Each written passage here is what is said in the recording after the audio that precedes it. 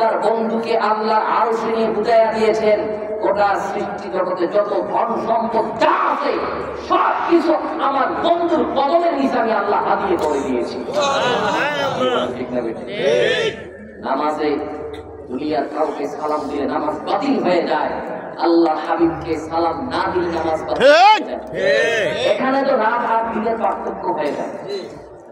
এরপরে কি বলুন লাগে, বোঝানো লাগে দুনিয়ার অন্য কাউকে সালাম দিলে নামাজ বাতিল, আর আল্লাহ হাবিবকে সালাম না দিলে নামাজ বাতিল। দুনিয়ার সবার ব্যাপারে আলাদা সিদ্ধান্ত, আর আল্লাহ হাবিবের ব্যাপারে আলাদা সিদ্ধান্ত। যেহেতু আল্লাহ হাবিবের সাথে কার তুলনা চলে না, ইসকা কোই শামিল নেহি ও নবী হামারা হে। যার কোনো তুলনা নাই, যার কোনো মিসাল নাই, আখলাকে, চরিত্রে, আদর্শে, সৌন্দর্যে, যে কোন দিক বলেন, শিক্ষা যোগ্যতা, যত দিক দিয়ে বলেন, কারোর সাথে যার কোনো তুলনা নাই, তিনি হচ্ছেন আল্লাহ হাবিব। কি বলেন? ঠিক হবে? এই মূর্খ দলার কোনদিনও বুঝবে না, কারণ গলার পকেটে ঢুকলে ইমানের দিকে আর খেয়াল গলার পকেটে ঢুকলে আর ইমানের দিকে খেয়াল রাখা শুরু করছে। তারা সবই পায়, দেখেন না কয়েকদিন পর এক একজন এক এক ফতুয়া দেয়। আমি তো সব জায়গায় বলি, বর্তমানে বাংলাদেশে যে যত বড় স্কলার হয় সে তত বড় বেয়াদব হয় বেশি। যে যত বড় স্কলার হচ্ছে সে তত বড় বেয়াদব হচ্ছে, রাসূলের শানে তত বেশি বেয়াদবি করছে। আমি আগে ডক্টর অভাব নাই, যত ধরনের লকব আছে সব লাগায়, তাফসীরুল কোরআন মাহফিলে স্টেজের মধ্যে এসে আল্লাহ হাবিবের শানে বেয়াদবি করে। কোন কথা বললে বেয়াদবি হয় আর কোন কথা বললে বেয়াদবি হয় না, এই জ্ঞানটা যার নাই সে আবার কিসের স্কলার? আর যেগুলো ঠিক না বেঠিক? আল্লামা নুরুল ইসলাম ফারুকী রাহমাতুল্লাহি আলাইহি বলেছেন, আল্লাহ তাকে জান্নাতুল ফেরদাউস দান করুন, সকলে বলেন আমিন। তিনি বলেছিলেন যে যার মধ্যে রাসূলের প্রেম নাই, আদব নাই, ভালোবাসা নাই, ওই ব্যক্তি যদি দুনিয়ার সবচাইতে বড় শক্তিশালী হয়, তার সম্মান, তার মর্যাদা আমার খোদা থেকে বেশি না।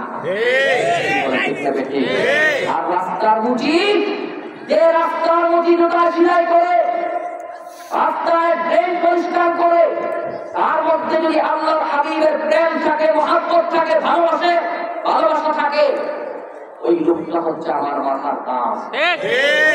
আমরাও এই সবকে আগাইতে চাই। কি বলেন? ঠিক চেহারার সৌন্দর্য দেখে, কণ্ঠ দেখে, কথার ভঙ্গিমা দেখে, ভাষার সৌন্দর্য দেখে আমরা পাগল হব না। কি বলেন? ঠিক আছে?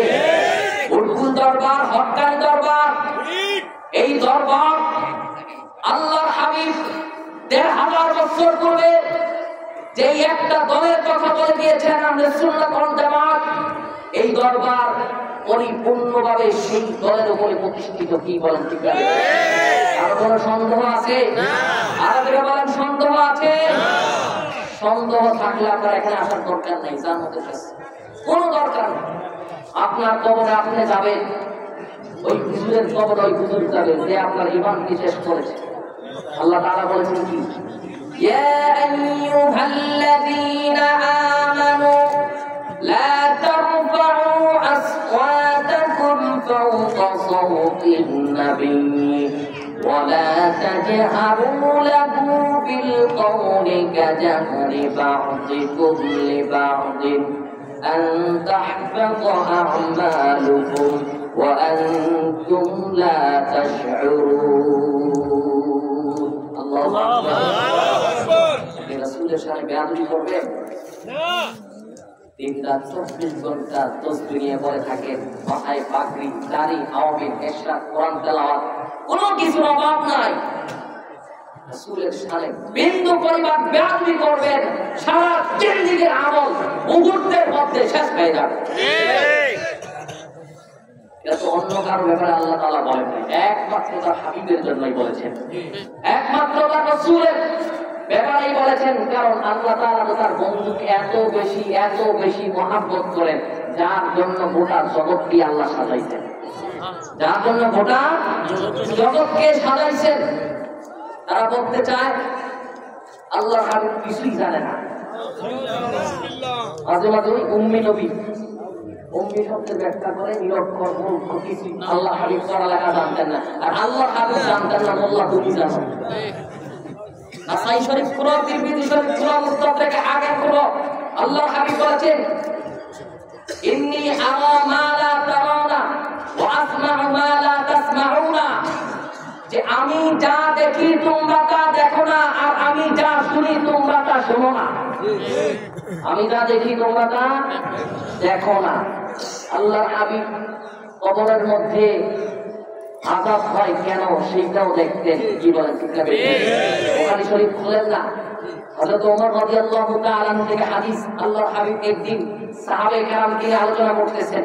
ওমর রাদিয়াল্লাহু তাআলা বলেন, আল্লাহর হাবিব বললেন যে সর্বপ্রথম কোন ব্যক্তিরা জান্নাতে যাবে, কোন ব্যক্তিরা সর্বপ্রথম জান্নাতে যাবে, আর কোন ব্যক্তিরা সবার শেষে জাহান্নামে যাবে, একদম ডিটেইলস বর্ণনা দিয়েছেন। কিয়ামত পর্যন্ত কি হবে না হবে সবকিছু আল্লাহর হাবিব বর্ণনা করেছেন। সুবহানাল্লাহ, সুবহানাল্লাহ। আল্লাহ হাবিব না জানলে এগুলো বললেন কিভাবে? আল্লাহ হাবিব বলেছেন উতিতুল ইলমাল আউয়ালিন ওয়াল আখিরিন, আমাকে আল্লাহ তাআলা দুনিয়ার পৃথিবীর শুরু থেকে শেষ পর্যন্ত যত জ্ঞান আছে, যত ইলম আছে, সব কিছু আল্লাহ আমাকে দান করেছেন। বলুন সুবহানাল্লাহ। সাহাবায়ে কেরাম তিনি আল্লাহর হাবিব বসলেন, বললেন, একদিন বললেন তোমাদের মনের মধ্যে যত প্রশ্ন আছে, যত ধরনের প্রশ্ন আছে, সালুনি আস্তাজিবু লাকুম, আজকে তোমাদের মনের মধ্যে যত প্রশ্ন আছে সমস্ত প্রশ্নগুলা করো, আমি নবী এক এক করে জবাব দিয়ে দেব। বলুন সুবহানাল্লাহ। তিনবার বলেছে সালুনি সালুনি আস্তাজিবু লাকুম, আমাকে প্রশ্ন করো, আমাকে প্রশ্ন করো। তোমাদের মনের মধ্যে যা জানার আছে, কি সায়েন্স, কি আর্টস, কি চিকিৎসা বিজ্ঞান, যা আছে, যত ধরনের প্রশ্ন আছে সব প্রশ্ন করো, আমি তোমাদের সব প্রশ্নের জবাব দিয়ে দেব। সুবহানাল্লাহ। আর বলেন সুবহানাল্লাহ। যে হুজুর আল্লাহ হাবিবের শানের বিরুদ্ধে কথা বলেন, ওই হুজুরকে আইনা যদি বলেন বিল্ডিংটা কেমনে তৈরি করবে একটু বইলা দাও, পারবে? আর বলার সুযোগ আছে? ডাক্তারকে যদি বলেন যে 1 ঘন্টা ওয়াজ করেন, পারবে? সুযোগ আছে? সুযোগ না।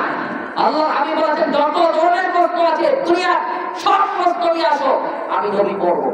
উতিতুল ইলমাল আউয়ালিন ওয়াল আখিরিন, পৃথিবীর শুরু থেকে শেষ পর্যন্ত যত জ্ঞান আছে, এমনকি হযরত আব্দুল্লাহ ইবনে হুযায়ফা রাদিয়াল্লাহু তাআলা এর কাছে পৃথিবীর মধ্যে যতগুলো মুনাফিক আছে সবগুলা লিস্ট দিয়ে আল্লাহ হাবিব দিয়ে গেছেন। পৃথিবী থেকে বিদায় নেওয়ার পূর্বে সবগুলো লিস্ট দিয়ে গেছে। এই জন্য বাবাজিরা আমার উদ্দুল দরবার, হকানি দরবার, এমন এক দরবারে আসছেন, নিঃসন্দেহে এই দরবারের সাথে থেকে আপনার জীবনকে কাটিয়ে দিতে পারেন। কি বলেন? রাজি আছেন ইনশাআল্লাহ? আর জীবন রাজি আছেন ইনশাআল্লাহ? এই দরবারের সাথে আমরা তাআল্লুক করেছি, এই দরবারের সম্পর্ক স্বয়ং মদিনাওয়ালার সাথে। এই দরবারের সম্পর্ক কার সাথে? আর জীবন কার সাথে? মদিনাওয়ালার সাথে। এই দরবারের যদি আপনি সিলসিলা খুলেন, এই দরবারের যদি চেইন আপনি টান দেন, একদম শেষ পর্যন্ত আল্লাহ হাবিব পর্যন্ত। এই জন্য আমরা এই দরবারকে মনে প্রাণে ভালোবাসবো। কি বলেন? রাজি আছি ইনশাআল্লাহ? নারে তাকবীর, নারে রিসালাত, কোন গাউসি হাবিবিয়া দরবার শরীফ, আল্লামা জহিরুল ইসলাম ফরিদী সাহেব, আল্লামা জহিরুল ইসলাম ফরিদী সাহেব জিন্দাবাদ। চলে আসছে, সংক্ষিপ্ত সময় একটু অবসর কথা বললাম। আল্লাহ পাক রব্বুল আলামিন হাবিবের দরবার শরীফকে কবুল করুন। আমিন। দুইজন মামা আছে, 4 জন ছিলেন, 2 জন চলে গেছে। 2 জন মামা আছে, আমার এক খালাম্মা ছিলেন, ছোট খালাম্মা চলে গেছেন।